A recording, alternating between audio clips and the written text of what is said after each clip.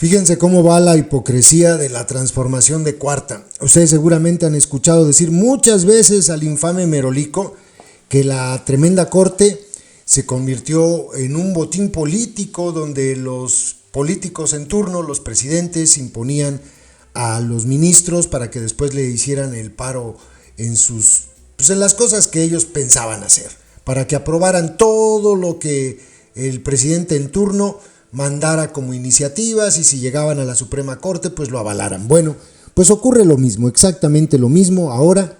Esa es la hipocresía, porque pues Lenia Batres fue, creo que todos lo sabemos, ¿o no?, impuesta, y creo que todos sabemos de dónde viene, hermana del jefe de plaza interino del cártel del gobierno allá en la Ciudad de México, palera de toda la vida de López, y el día de hoy que fue ya nombrada como, bueno, ya le dieron su cargo, ya le entregaron su toga, ya desde hoy es ministra de la tremenda corte. Su discurso, que ahora les voy a dejar, no completo estos 4 minutitos, la retratan en toda su magnitud. Una palera al estilo de Saldívar o más. Pero fíjense, despierta obviamente mucha crítica por la forma en que, además de que estaba sumamente nerviosa, sumamente nerviosa, no sabe leer como Liz Vilchis. No, lo que dice es lo interesante, y obviamente mucha gente la critica. Dice, por ejemplo, Gerardo Laveaga: ¿se vale pensar lo que piensa Lenia Batres? Por supuesto. Lo que no es razonable es haber aceptado la postulación a ministra de la tremenda corte. Si se piensa así, es como aceptar ser obispo sin creer en Dios. La incongruencia alarma. Pues sí. Otro dice: en la Suprema Corte de Justicia tenemos una señora que se hace pasar por ministra, Yasmín Esquivel, y una ministra golpista. Ustedes van a entender por qué, ahora la van a escuchar. Día negro para México. Hoy la tremenda corte recibe a una persona vulgar, agresiva y sin educación. Más que nada poco preparada, y eso ya lo demostró en esta denuncia que trató de meter con un juez federal sobre una publicación de un periodista. Y el juez federal le dijo: señora, es que esto no es de mi competencia, y va a ser ministra, es ministra de la corte. Imagínense ustedes. Es que eso es de nivel de Derecho 1, ¿no? O sea, los que llegan a estudiar Derecho a las facultades del país, esto ya lo saben, ella no, y es ministra de la Corte. Dice: hoy Lenia Batres ensucia una de las instituciones con más confianza de los ciudadanos. Hoy la corrupción del obradorismo ha manchado al sistema de justicia. Dice la vecindad llega. Esto me parece sumamente clasista y estúpido, pero bueno, en fin. Dice Jorge Chesal Palau: estoy escuchando a Lenia Batres en su discurso al ingresar como ministra de la tremenda corte. Es un texto de lectura obligada, es una clara y palpable muestra de ignorancia constitucional de la ministra matraquera, además de una clara declaración de guerra a quienes no comparten su sumisión a López. Y sí, ustedes lo van a escuchar, no me lo estoy inventando. Bueno, este pendejo, ¿qué puede decir? En fin, muchas críticas.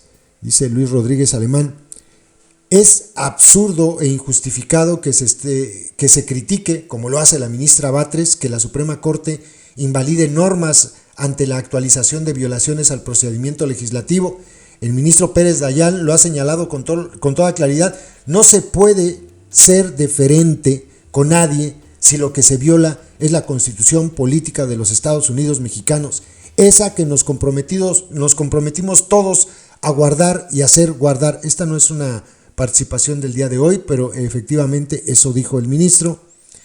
Y dice: en su primer día como ministra, Lenia Batres arremete contra la Suprema Corte, critica los sueldos de los ministros y que la Suprema Corte haya echado abajo decisiones del Congreso por violaciones al proceso, pero no lo entiende.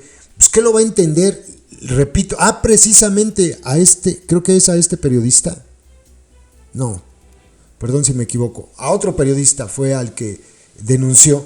¿Qué le va a entender si la tonta no sabe a dónde ir a poner una denuncia por algo que ella calificaba como daño moral?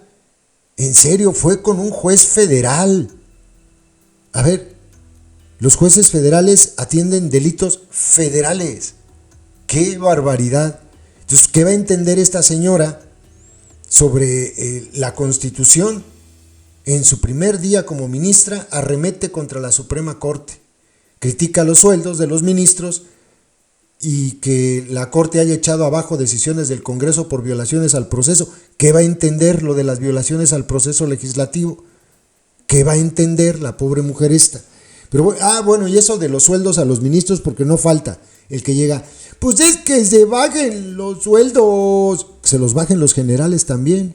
No hay nadie que gane más dinero en México que los generales de división que López tiene bien apapachaditos. De hecho, Chencho Sandoval es el funcionario que más gana de todo el gobierno en México. Que se los baje él también. Estoy de acuerdo con que se bajen los sueldos, no estoy para nada a favor con que ganen esa cantidad de dinero que es insultante. Pero es que si de ahí se agarran, pues sean parejos. Esta me gustó más porque dice, Ernesto Guerra dice, y no, es que se autonombra la ministra del pueblo. Vean lo que dice él. Y no es la ministra del pueblo. La ministra del pueblo sería si fuese electa según los propios argumentos de López, y ella fue impuesta. Y es la primera ministra desde 1994 que no es elegida por el Senado. O sea, fue impuesta. La ministra Batres llega por un fraude a la Constitución, porque el porro de Arturo Saldívar renunció de manera inconstitucional a su cargo de ministro. Y esto queda claro, ¿no? La Constitución dice que el cargo es irrenunciable a menos que sea por una situación grave. Para él fue muy grave irse de palero con Lady Rebsamen. Entonces se fue de manera inconstitucional. Llega porque el máximo poder político la designó, ni siquiera fue electa por el Senado de la República. La ministra Batres llega porque Saldívar, el más servil del régimen de López, le dio oportunidad de nombrar a una ministra a modo y romper el escalonamiento constitucional. Y lo que hoy escuchamos no fue a una impartidora de justicia, sino a una política leal a los principios de López. Sus palabras temblaban, sus palabras temblaban como su propio actuar. Y sí, estaba temblando, súper nerviosa, pero pues eso es lo de menos. Aquí lo interesante, de verdad, créanme, es el discurso. Decía yo en un video que subí en el otro canal, ¿cambia esto la configuración de la Suprema Corte? No, por el momento no, porque su voto vale exactamente lo mismo que valía el voto de Saldívar. Y pues todas las reformas y las discusiones que se vayan a dar durante este periodo de la Suprema Corte, difícilmente, si son inconstitucionales, van a pasar, aunque Lenia Batres haga 1000 maromas, porque así sea. Tiene un voto y no alcanza a tener la mayoría para aprobar las cosas que López pretende que se aprueben. Escuchen lo que dice esta matraquera de López. Por otro lado, se ha extralimitado. El carácter inimpugnable de sus decisiones la ha llevado a confundir jerarquía de la Constitución con jerarquía de la instancia. La Corte se ha colocado por fuera y por encima del trabajo que realiza la Auditoría Superior de la Federación, impidiendo efectuar auditorías de desempeño. Ejerce poderes que están expresamente vedados en la ley, como el otorgamiento de suspensiones en casos de acciones de inconstitucionalidad en contravención con el artículo 64, último párrafo de la Ley Reglamentaria de las fracciones 1 y 2 del artículo 105 de la Constitución Política de los Estados Unidos Mexicanos. Ha creado instancias como la etapa ante los tribunales colegiados de circuito en el incidente de inejecución de sentencias que no tienen sustento constitucional y prolongan los procesos. Se ha adjudicado facultades para legislar y determinar la reviviscencia de normas expresamente derogadas por el Congreso de la Unión.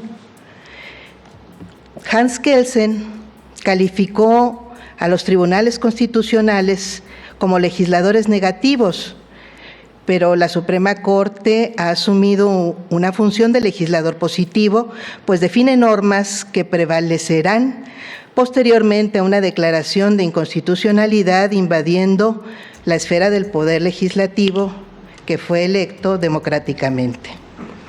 Ha incumplido además, lo debo decir porque lo dije en el Senado, Desde hace 14 años, el artículo 127 constitucional, que fija como límite para la remuneración de las personas servidoras públicas la establecida para el presidente de la República, disposición que no fue impuesta ni por el actual mandatario ni por las mayorías parlamentarias actuales, sino que entró en vigor en 2010.